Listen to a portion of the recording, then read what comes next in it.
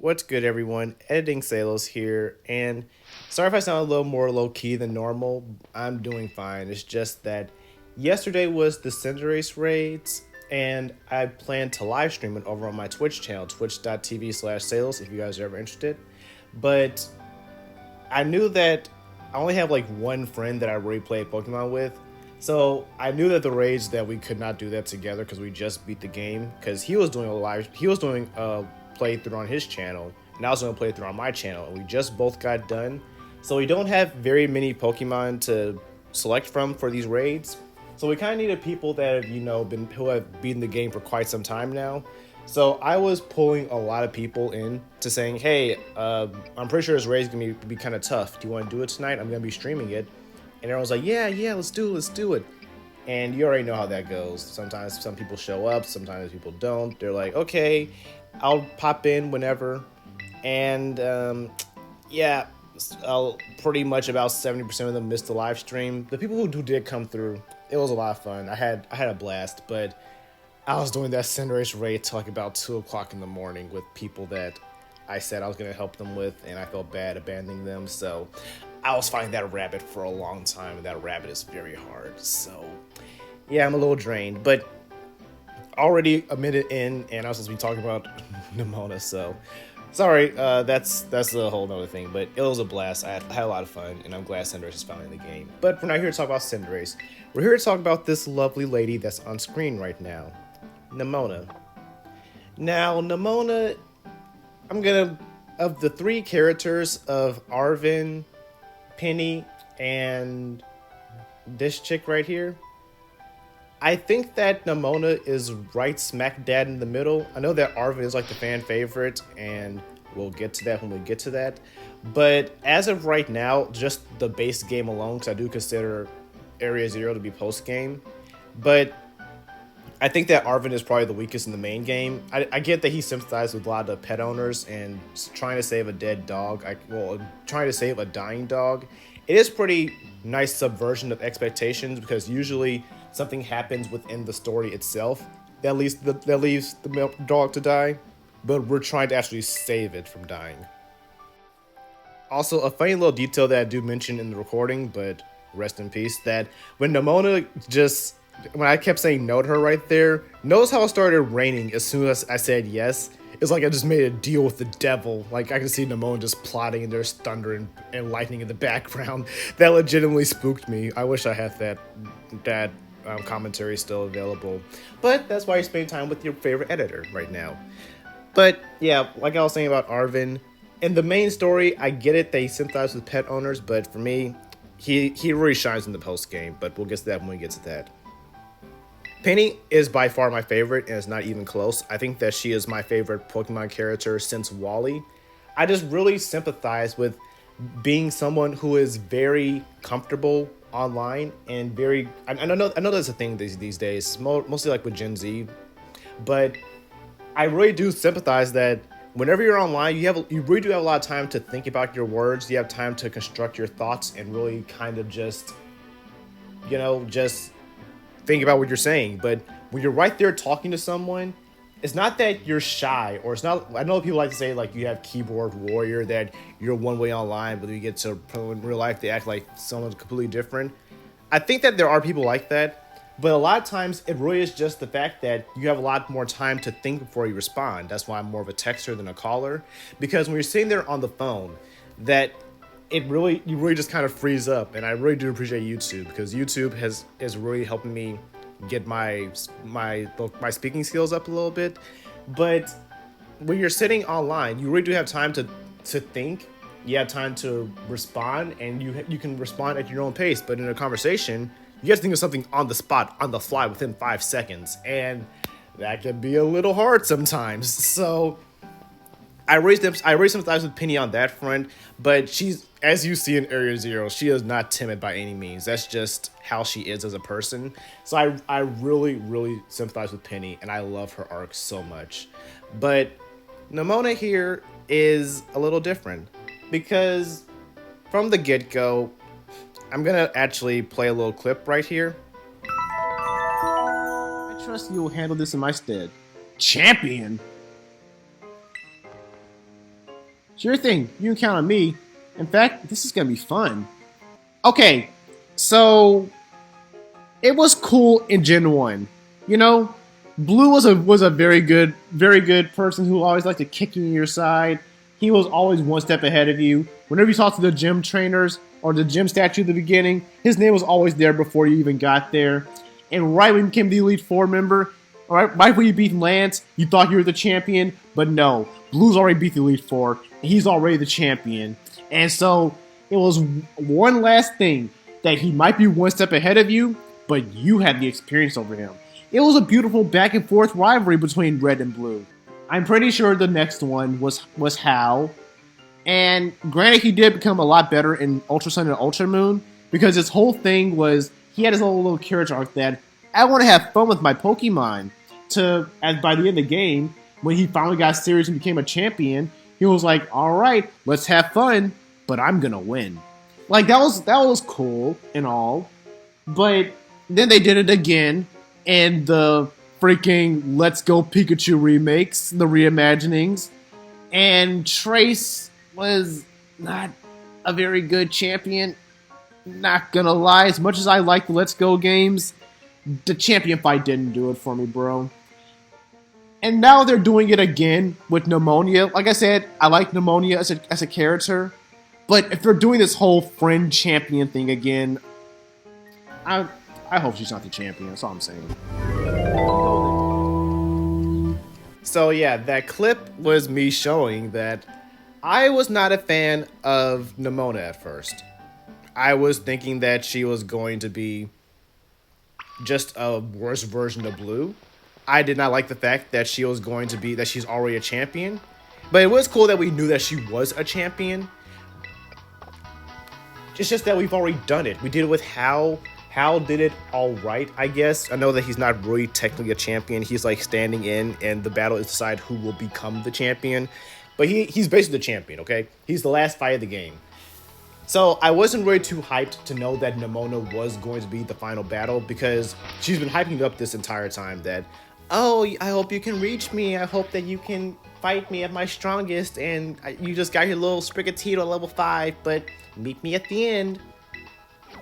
And I don't know. I think that's pretty clear at this point, if you guys have been following or listening to me at all, that it's no secret that Leon is my favorite champion of all time. And a lot of that, I do think that Nimona and Leon share quite a bit in common when I really sat there and thought about it. Because let's think about it. Let's break it down, okay? Leon is the undefeated champion, and if you're going by anime standards, he's literally the strongest trainer in the world. Not the strongest trainer in Galar, the strongest trainer in the entire world. And La Primera, when you do fight her, even she remarks that even though Nimona did beat her, she kind of felt like Nimona was still kind of holding back in a sense. So not even the strongest trainer in the region fought Nimona at her absolute peak. And I don't know, for one, I don't know why Gita is so okay with that. that this chick walked in and she doesn't think that the strongest trainer in the world is good enough for her, but whatever. But it really is that I do kind of sympathize with that. Because Nimona is a character. Even like right here, you can see that she's just so excited to fight you, right? And a lot of that is that she just hasn't found anyone that can rival her strength. She's been giving it her all. She's been doing everything she can. But no matter who she fights, no matter who's up against her, it always seems to end the same way. There's always the same result. There's never any resistance. It's always the same type thing. But in something that she saw in you, the protagonist. It's never really explicitly said what she saw in you, but maybe it could have been the fact that you beat her on the first battle, which, I mean, I do get that to an extent, because even if you are using underpowered Pokemon, you still have the skills and knowledge of a champion.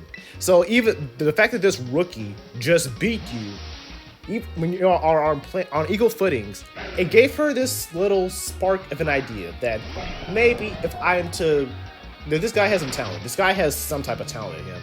So maybe if I were to nurture this talent and bring out the best in him, that maybe, just maybe, him at his absolute peak, he could probably stand a chance against me. Not only can he probably stand a chance, he might actually just beat me. So I really do feel like that's the reason why Nimona got taken her under her wing. And what does that do anything with Leon? Because Leon is, his personality is, I'm strong. And I really have to turn to the anime for this because I feel like the anime really did a great job at fleshing out Leon's character. So in the anime, Leon is the same exact way, that he's this strong, undefeatable champion. We see him that he basically 6-0s entire teams, and he's so strong, he's so this, he's so that. And there's really this one filler episode. I'm not sure if I'm going to be able to find it, but if I do, you're watching it right now on screen.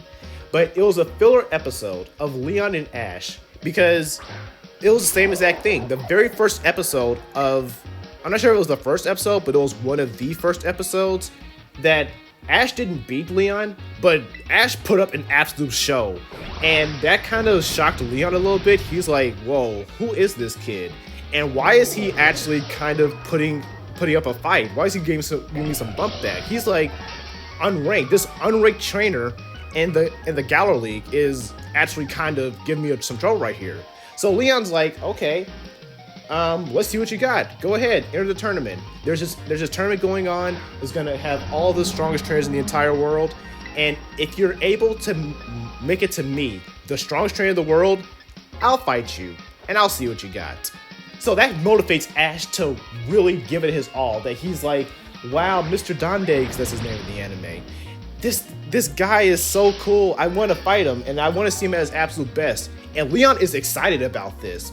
And it really does come back to that filler episode where Leon really opens up to Ash a little bit, where he's kind of like, dang, are these my limits? Sometimes I feel like I've kind of eclipsed as a trainer, and that this is my absolute peak, and I can't get any stronger than I already am. And that makes Leon actually a little sad, because at the end of the day, he's just like Ash. Ash has literally been offered a frontier brain spot, and he declined it. Why? Because he wants to keep traveling, he wants to keep training, and he wants to get stronger. At the core, that's who Ash is. He wants to go on adventures, he wants to have fun, and he wants to get stronger along the way. Leon is the exact same way, but he's gotten so far in his career that he feels like he's trapped and he can't get any stronger. And I know a lot of people like to point to Eternatus, where Leon lost to Eternatus, and it really, people say, oh, I'm glad Leon got knocked down a few pegs. You got shave some of that off that ego. But no, Leon is actually kind of excited that he lost to Eternatus, because that revealed to him that no, there is still room for you to grow. There is still room for you to get stronger. And that really excites Leon for the first time in a long time. So he looks to Ash, this kid who actually put up a pretty display of a show, and he's constantly motivating Ash. Come on, Ash, keep going, keep going, keep going. You can do this, you can do this, you can do this. Come on, reach me, hurry up and reach me, Ash. That's literally their entire rivalry. Leon is excited to fight Ash. Even in the finals, where he's fighting against Cynthia and he pulls out the counter shield strategy, in Ash versus Leon, Leon takes Ash's strategy and uses it against him, showing that Leon is always open to learn new strategies. He's always looking for ways to get better. And Nimona is the exact same way. She puts her entire champion team aside, and she goes along this gym challenge with you. She doesn't have to. She's the champion, arguably the strongest trainer in the region. But she's doing this because she wants to grow alongside you. She wants to be there with you every step of the way. And even as you're doing your gym challenge, she'll say things like, oh, I think this team's a little bit too strong for you. Let me go ahead and get a weaker team so we're on equal footings. So she's setting herself backwards because she feels like that if she just nurtures you and trains you, that you can rival her. And that maybe at your peak, you can give her this challenge that she's yearning for. But it's not only that, this kind of goes back to me a little bit, that I'm no stranger to competitive battling. And the reason why I turned to competitive battling in the first place is because I had a rival back in the day. His name was Garrett. And Garrett was very strong.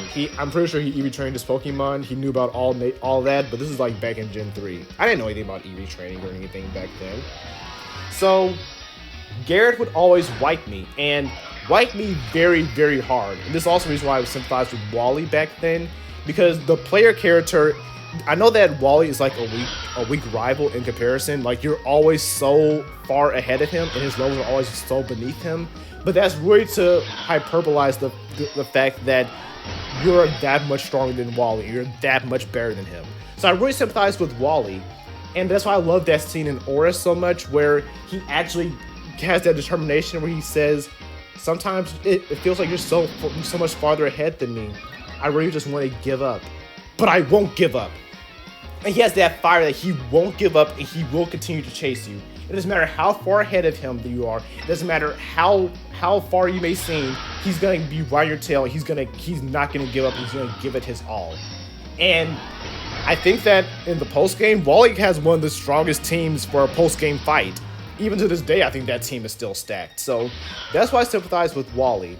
But coming up right here, it's actually that Nimona, she's actually going to say something right here that it didn't really sympathize with me in the recording, which is actually kind of glad I'm looking at this in retrospect.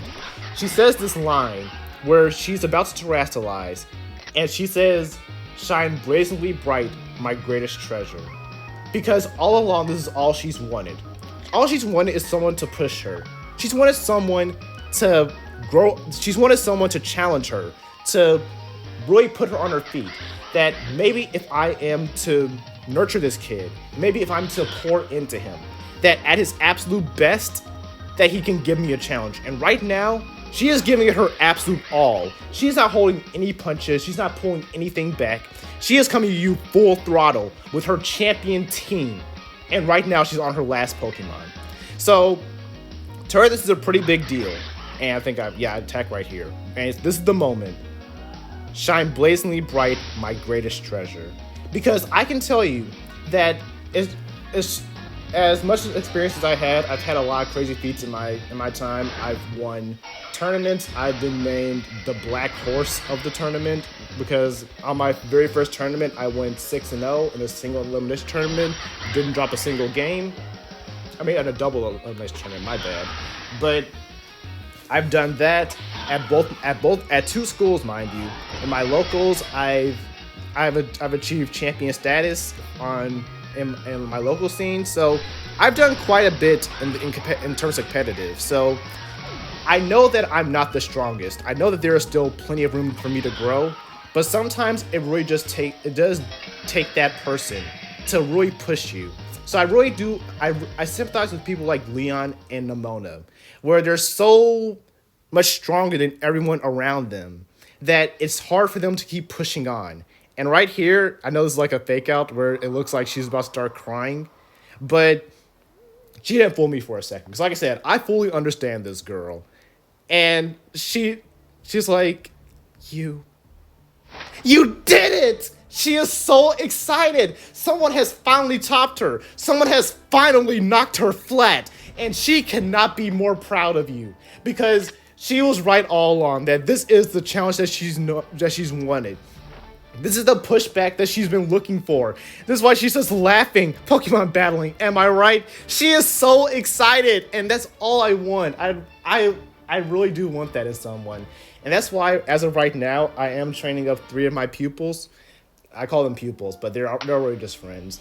But this is my hope for them, that if any of you 3 are watching this is my hope for you, that by the time I'm done with you guys, not only that I'm just looking for a challenge for myself, but I really want you guys to see that you can do this. That I know competitive Pokemon has a stigma around it, that it seems like it's very hard, it's very prediction heavy, and that it's very complicated with EVs and IVs and everything. And it's very scary, it's very intimidating, and to some people, just the word competitive scares the living daylight out of them, and they don't want anything to do with it. So, but I'm here to tell you that you can do it. That it's not as hard as you think it is. That it takes a little bit of practice, it takes a little bit of time, but at the end of the day, we all want the same thing. We want our Pokemon to be as strong as they can, and we want to see our favorites succeed. And I hope by the time I'm done with you guys, I can give that to you guys. Not just for me to give me the chance that I've always wanted, but just so you guys can get to your strongest potential as well. So yeah, that really is the beauty of Nimona, and to a lesser extent why I love Leon so much, because their rivalry is just so beautiful. I love the dynamic between Ash and Leon, and looking at it, it really was Nimona and the main character is the same exact thing they're that it's really just you trying to catch up to Nimona, and you do eventually surpass her. Even at the end of Sword and Shield, Leon is he's of course he's a little mad that he lost because he has that competitive spirit to him, but he immediately turns that frown into a grin because he is so happy that someone has finally topped him and he's ready to pass the torch to the next generation.